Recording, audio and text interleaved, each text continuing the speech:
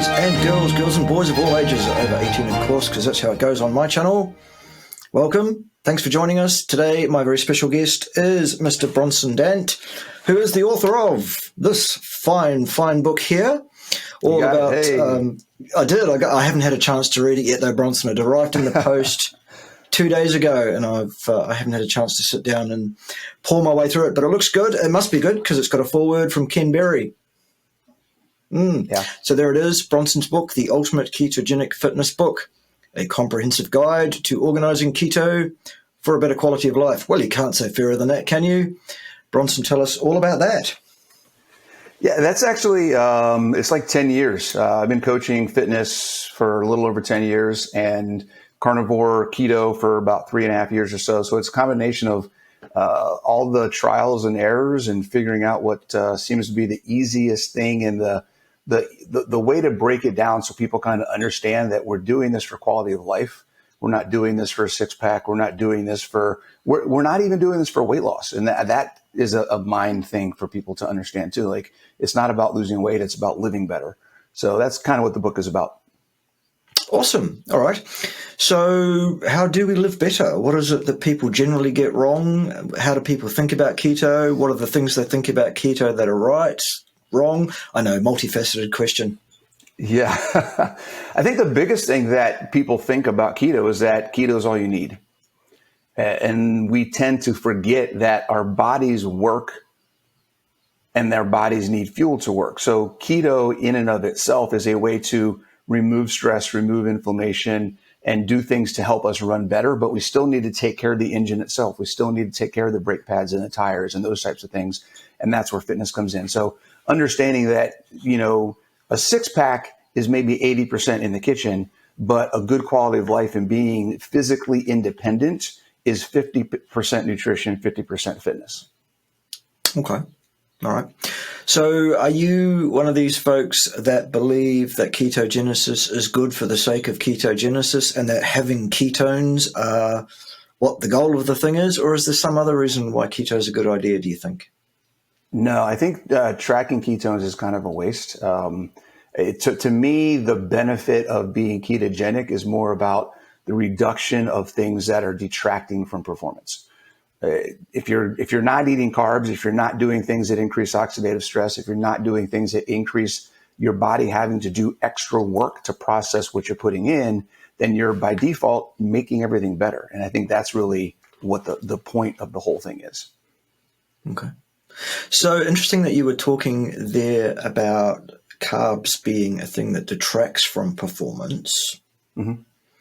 Now, there will be a bunch of folks, and many of them visit my channel often to tell me so, that want to stand up and beat their chest and say, without carbs, you can't perform, you can't be athletic. Carbs are a necessary part of it. What are you talking about? And stuff. How do you go about answering that question when you get it? Yeah, I hear that stuff, and I haven't seen it in real life. I've worked with hundreds of people. I've worked with myself for the past 4 years. I've been carnivore. I've been a CrossFit athlete for several years, doing more power lifting type work now. And across the board, my performance has only improved. My recovery has improved. My volume has improved. My max recovery volume has improved. Every marker that you can possibly think of from a fitness perspective has gotten better since I've removed carbs. So just from a practical perspective, screw what any study says, just from the practical perspective and what I've seen in my own life and consistently repeated with every single client that I have ever worked with, I don't see any evidence in real life that carbs are essential for athletic performance. Yeah, I find the same. Absolutely. I agree with you completely on that. What you do get when an athlete changes from the standard Western or carved up diet to a diet that is poor, shall we say, in carbohydrate. Mm-hmm. And I'm loath to use the word poor because that would seem to imply that there's something wrong with that, and there isn't. Right. There is an adjustment period. There is a trough in performance that lasts somewhere between several weeks and a number of months, depending on whether they do it right, the transition that is. And after which you'll find that they recover their performance entirely to the level it was when they were carbing, or better, actually, I find. What do you find is some of the things that affect how long that trough in their performance lasts in terms of doing the transition right? What do you tell people about transitioning to keto sort of diets? Yeah, I think particularly from an athletic perspective, it takes longer than people think. So I break things down, and I go over this in the book. When you get to this section, I break it down. We talk often in the community. We talk about the two adaptations: keto adaptation or fat adaptation, and keto adaptation. I actually kind of think of it as a third level, and this is probably where you can speak on and provide some education. As I look at it as you're fat adapted in that shorter keto flu 7 to 10 day period where your body's getting used to using fat primarily. And then you're keto adapted when your body is not just used to using fat, but you don't have to eat fat. It can actually pull it from your fat stores more easily and more efficiently. And then I call the third level of adaptation, which is the one that really, I think, affects physical activity and performance, is what I call keto optimized. And that's where you're actually utilizing keto and gluconeogenesis together, where your body is not just pulling fat, but it's also using the substrates from that ketogenic process to help create glycogen on the back end. So you're kind of working all of those things together, and not just relying on carbs that you eat to do glycolytic, quote unquote, work. Yeah. So this idea that because carbs are absolutely necessary for athletic performance, carbs are absolutely fundamentally necessary for all muscle contractions in all muscle fibers of all muscle fiber types at all times under all circumstances. How is it then that we get away with, or how is it that we could be so crazy as to say, but you don't need to eat any carbohydrates ever? Yeah. Well, this is something that for me, when I was first learning about, let's just get basics. Again, I'm not a chemist, I'm not a scientist, but my basic understanding was blown away of the idea that your body can utilize fat to create glycogen. When I first started getting into this several years ago and looking at, okay, well, for athletic performance, I got to have carbs. Where am I to get my carbs? If I'm trying to do this stuff, what's happening? Where's it all coming from? And then looking into gluconeogenesis and saying, well, wait a second. Yeah, the idea of it being demand driven has been kind of beaten to a dead horse. But looking at just the book definition and realizing that in the definition of gluconeogenesis, it says fatty acids and carbohydrates, kind of made me go, wait a second, what? Hold on, wait, fat is part of the process of making glycogen. My body can use all of the fuel that comes inside my body to fuel either oxidative or glycolytic work. Was kind of just that mind blowing, wait a second, if we need glycogen, that doesn't mean we have to eat it because our body can make it. That just kind of opened up a whole different world for me. Yeah, that's it. And that seems to be the one thing that the people who jump up and down and beat their chest and say you have to eat carbs because muscle contractions and athletic ability and that they seem to have somehow never heard of gluconeogenesis, or they don't understand it, or I think that's it. Yeah, probably they don't understand it, or maybe they're just ignoring it because it's not in line with the ideology they want to push, the one that says you absolutely have to eat carbohydrates, the one that is brought to you by the fine producers of carbohydrate non-food-like substances for your purchasing interest, pleasure, I guess. Those guys, the ones that grow grains and things, and also the same ones that own the pharmacological companies, by the way. But that's for another day. Yeah, it's the same mindset or the same thought process of stay away from protein because of gluconeogenesis. If you eat too much protein, it's going to turn into chocolate cake somehow. It doesn't work that way. No. But it's funny how they seem to understand gluconeogenesis when that comes around, but not when you say, yeah, but you can also make all the glucose you need to subserve your ability to produce muscle glycogen from non-glucose precursors. So why would you need to eat any? I mean, Right. we all And understand that there are essential fatty acids and there are essential amino acids, but the exact dietary requirement for carbohydrate intake per day is not 1 gram ever. Sorry, you're going to say. Yeah, I was going to say, and that doesn't even get into when we talk about athletic performance. 99% of the population is not completely depleting their glycogen stores in one workout. And if they're only working out 3 days or 4 days a week on average, even if they were 10% carb, they're going to replenish their glycogen stores in the time that they're not working out. So I still have not seen a case anywhere where it makes sense to say that you need carbs to work out. Excellent. All right. Well, talking about working out, I presume the book is not just about diet, but also about methodologies of training, because it talks about fitness. Yeah. So what's the philosophy? What are you putting forward to folks? How should they train to be ultimately ketogenic and fit? Yeah, ultimately ketogenic and fit. Well, when we talk about the combination, I think the first part of the book, I talk a lot about mindset, about understanding why you're doing it, how to set goals, those types of things. But then I also talk about making sure to understand that what fitness is for. I talk about, what we do in the gym has nothing to do with what we do in the gym. What we're doing in the gym is preparing our body in a controlled stress situation for what happens in life in an uncontrolled stress situation.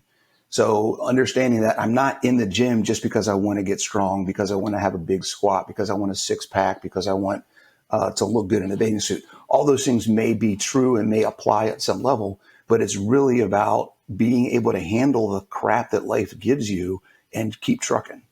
And that's the first thing that we talk about, is understanding what fitness is and what it's not. And it's not big muscles in a 6-pack. Yeah, exactly. I've always said that fitness is a very, very specific thing, specific to task, and an absolutely bespoke physiological preparation for a given stress.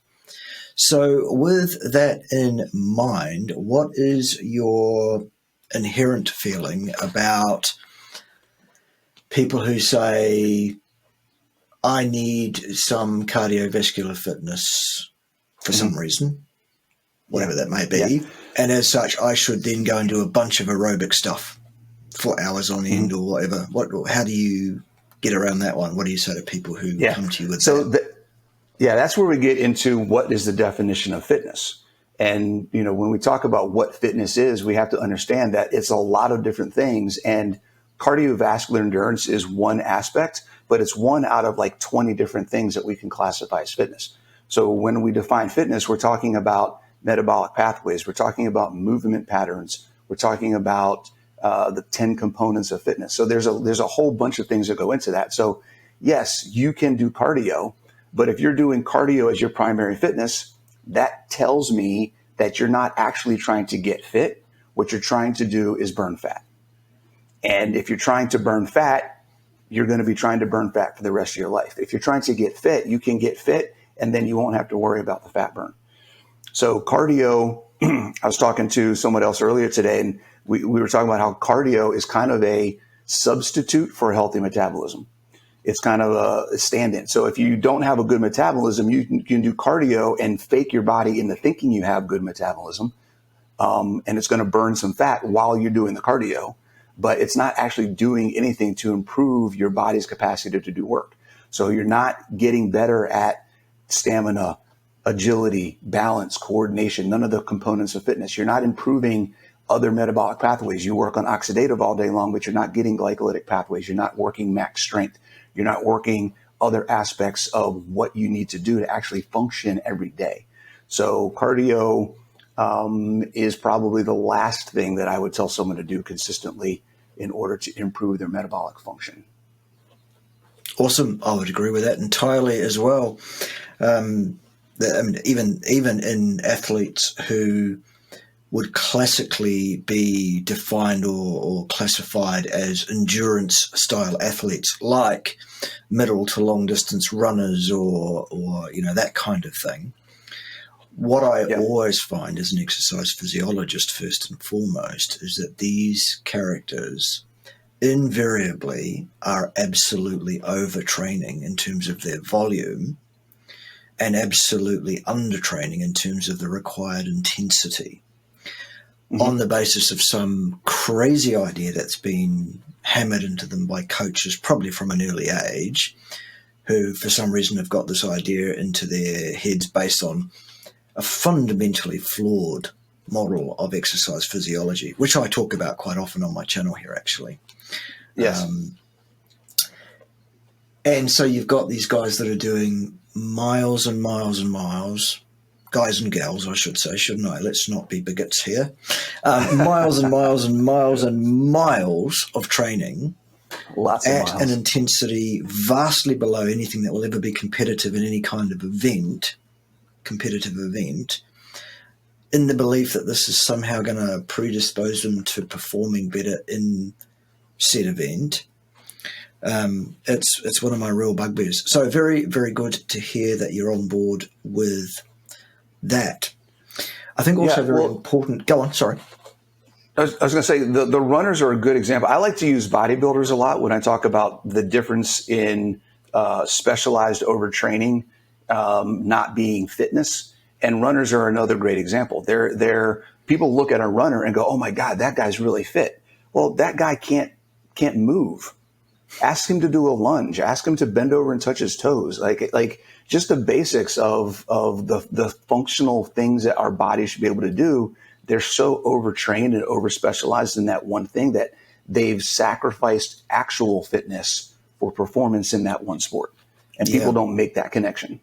Exactly. And also, to take that concept further again, you take a look at a highly trained endurance runner, for example, and what you will find almost invariably is a huge, vast deficit, actually, of healthy adult muscle mass.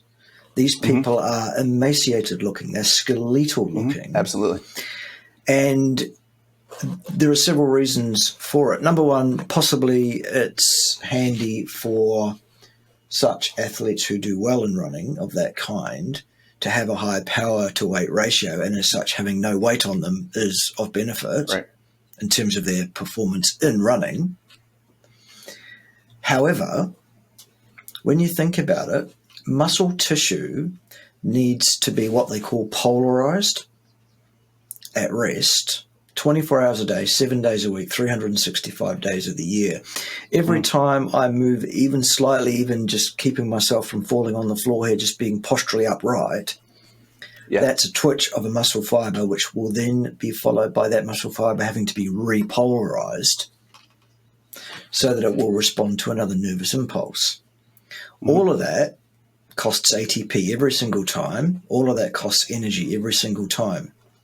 So if you train your muscle fibers to be more what they call more like the type 1 end of the spectrum, the more oxidative, less powerful, less glycolytic fibers, what you also find is that those fibers are smaller in diameter. And as such, that person's muscle mass goes down and down and down as they get fitter and fitter and fitter for that sort of work. It's because people think that there are 3 sorts of muscle fiber types. You're born with a certain makeup and that's what you've got. No, they're trainable. Absolutely trainable. Absolutely. So your fibers will get smaller, and so will your muscles get smaller, and so your basal metabolic rate of energy use in the muscle actually drops and drops and drops. And then the only way for you not to get fat is to keep running and keep running and keep running, because that also makes you hungry and makes you want to eat all that food that runners eat. And then when you stop running, that appetite is fixed and it doesn't, and so you still keep eating like that.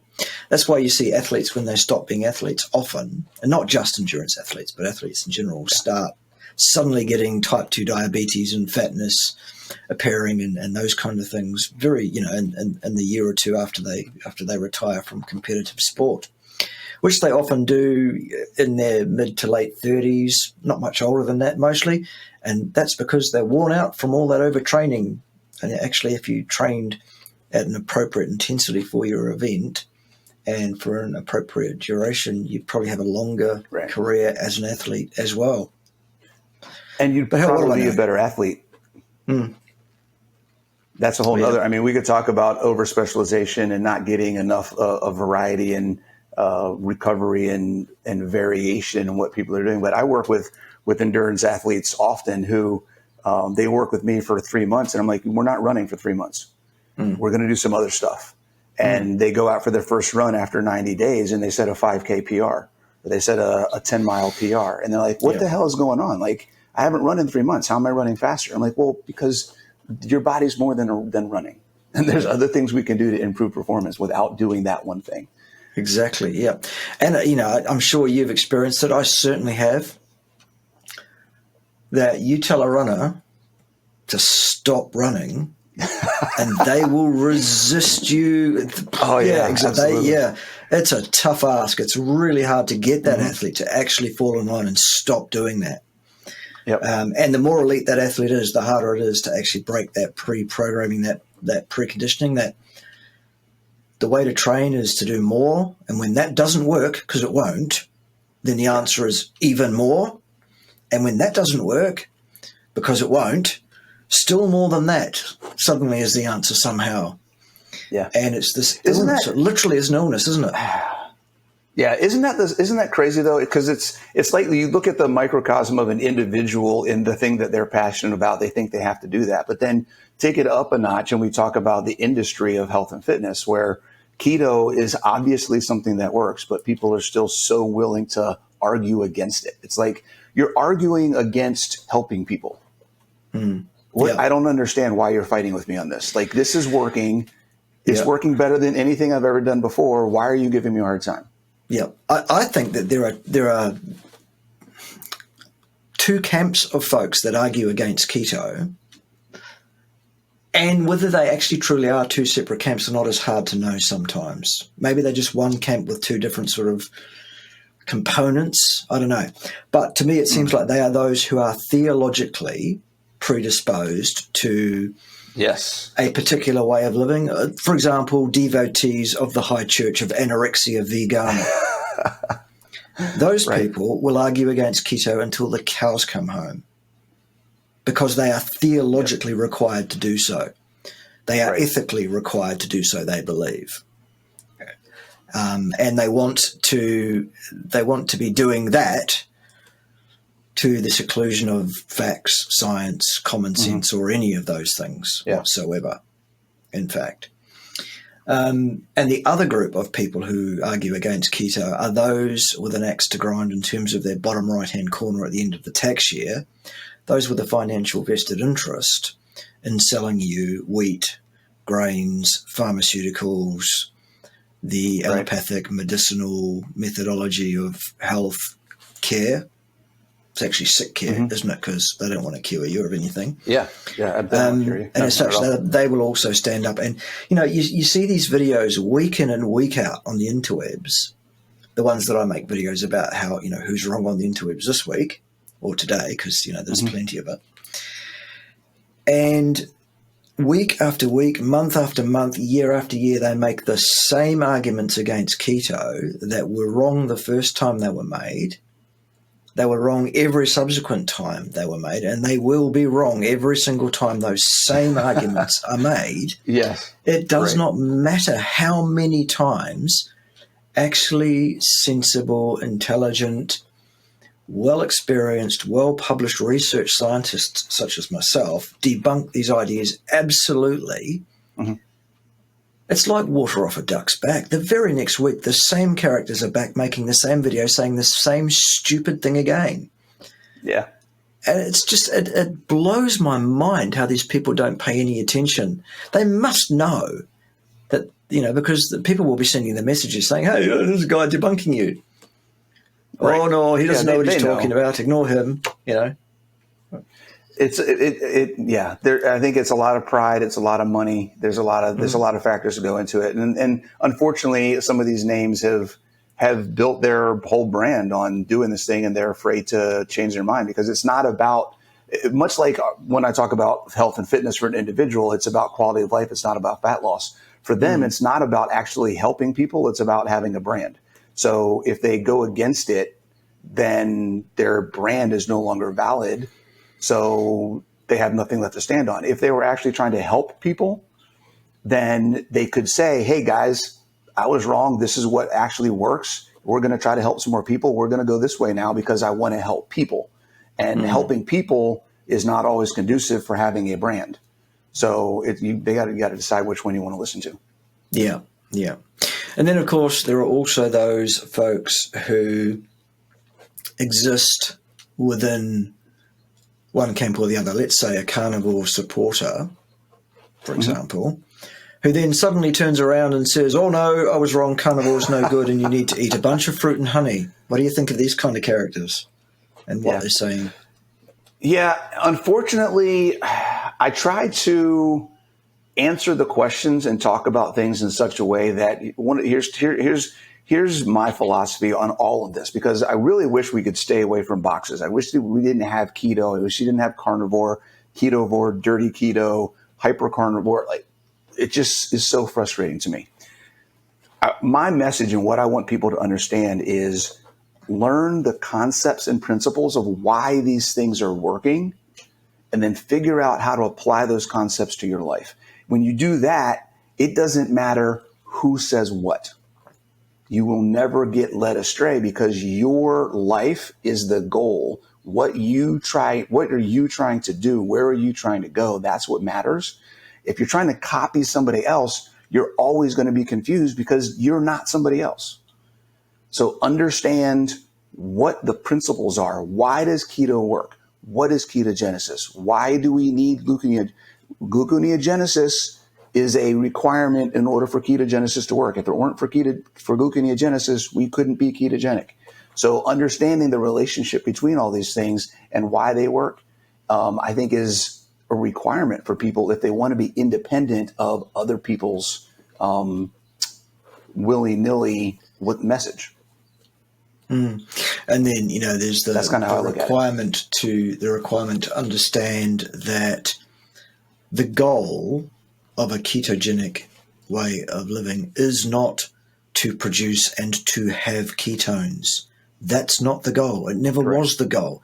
I think the ketogenic diet is really badly named. I think it gives people the idea that because it's named the ketogenic diet, that the production of and the maintenance of ketones and the maintenance of staying in ketogenesis at all times, at all costs, is the goal. It is not the goal of the ketogenic diet.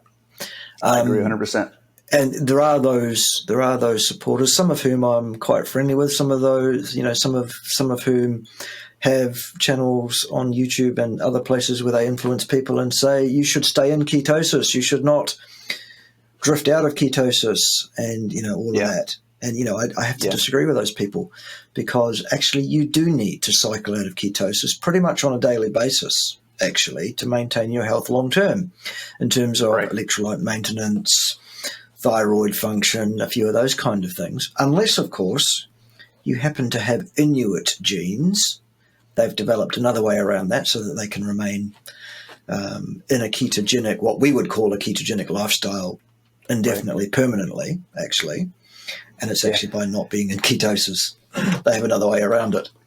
And applying your situation, right? So if you look at, the 5 or 6 or 7 doctors that are in this space, you have one who's a weight loss doctor, you have one who's a cardiologist, you have one who's specializes in cancer, you have one who's a gynecologist. We could go over all the different backgrounds of all the different doctors who have all completely different demographics of people that they work with, and they've developed their own protocols. Their protocols may be different, and there may be variations in how much fat they tell people to have, or do they recommend a ketone drink or not? Does this one doctor say it's okay to drink diet soda, and this person says it's not okay to drink diet? None of that stuff matters, because the principles they're following are still the same. And we need to understand what those principles are, I think, and people get hung up on the details when the details don't apply to them. Yeah. I also find it fascinating and perplexing in equal measure that there are a huge number of medical professionals, doctors, MDs, who are standing up on their hind legs on the social media and saying, I want to tell you all about nutrition and my qualifications to do so are MD. Right. That's bizarre to me. Yeah. Medical doctors receive precisely no training in nutrition science, or indeed physiological science at any time during their tenure, their training as a medical professional. They are trained in the differential diagnosis of pathology and the intervention thereto using either pharmacological or surgical means or both. Nothing to do with nutrition at all. Now, also, I have no problem with someone with no qualification standing up on their hind legs on the internet and saying, here is the right way to do nutrition, so long as what they say is correct. However, as those that follow my channel at all will realize, there's quite a few people running around who are not correct on the interwebs about what they're saying. Luckily, though, our friend Bronson Dant is not one of those individuals. It's been an absolute pleasure to talk to you for half hour or so today. If folks would like to hear more from Bronson about ketogenesis, training, and whatever else, he seems to have his head screwed on, doesn't he, boys and girls? Just let me know in the comments underneath the video, and we'll ask him nicely to come back, perhaps for a live session, a live questions and answers session, whatever. That'd be great. In the meantime, where do people get this fine volume here? Yeah, so that's on Amazon. Right now, it's on the U.S. Amazon page. It's on all the different Amazons. It's actually, I just have somebody working on a Dutch translation and a Spanish translation, so those versions will be out in the next couple of months. Ultimate Ketogenic Fitness Book. My website is Ultimate Ketogenic Fitness. My YouTube is Ultimate Ketogenic Fitness. Everything pretty much, if you want to look for me, that's what you want to look for. Awesome. There we go. Mr. Bronson Dant, thank you very much for your time today. We appreciate it very much. Do come back and see us again Thank you much. very soon, and we'll catch you around the traps.